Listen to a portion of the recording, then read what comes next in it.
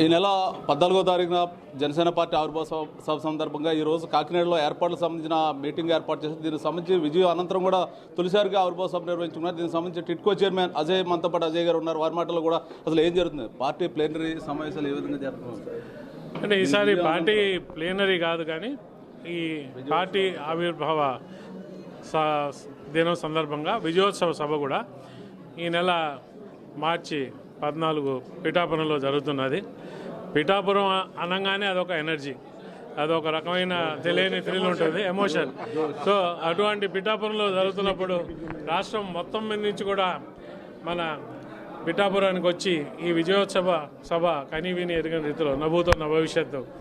ఎందుకంటే ఈ సభ ఒక 10 ఏళ్ల సుదీర్ఘ స్ట్రగుల్ తర్వాత ఒక విజయం సాధించిందే కాకుండా రాబోయే దశాబ్ది కాలంలో దశాబ్ది 2 దశాబ్దాలకు మన నాయకులు కళ్యాణ్ గారు దిశానిర్దేశం ఇవ్వబోతున్నారు.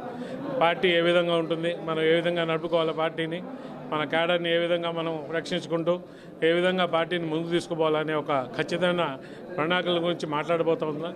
సో ఇది ఒక హిస్టారిక్ మీటింగ్, చారిత్రాత్మకమైన మీటింగ్ అవుతున్నది. ఈ మీటింగ్కి అందరూ కూడా మన రాష్ట్ర నలుమూల నుంచి దేశం నుంచి అందరినీ కూడా రాబోతున్నారు.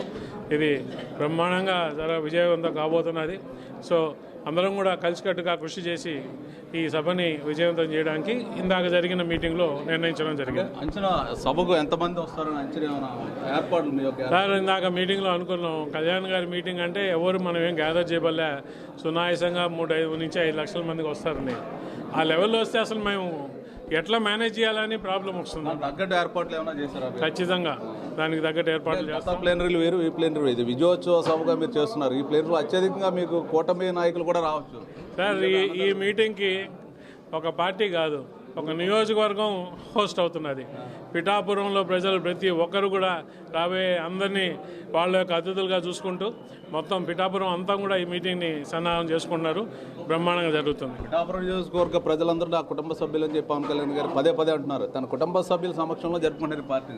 అంటే మొత్తం పిఠాపురం నియోజకవర్గం ఇది ఒక పండగ వాతావరణంలో మన జనసేన కుటుంబ సభ్యులు అందరూ కూడా, ముఖ్యంగా పిఠాపురం ఏదైతే ఒక అన్నారు కదా, మా పిఠాపురం నా కుటుంబం, అందరూ అక్కడ నా కుటుంబ సభ్యులని, వారు అక్కడికి వచ్చే వాళ్ళందరినీ ఆ కుటుంబ సభ్యులు అతిథులుగా స్వీకరించి బ్రహ్మాండంగా అందరినీ చూసుకొని చాలా బాగా చేస్తారని చెప్పి ఈ విధంగా మీకు తెలియజేసుకుంటున్నాను. అంటే 3 రోజుల సభ అన్నారు, ఒక రోజు కుదిర్చారు.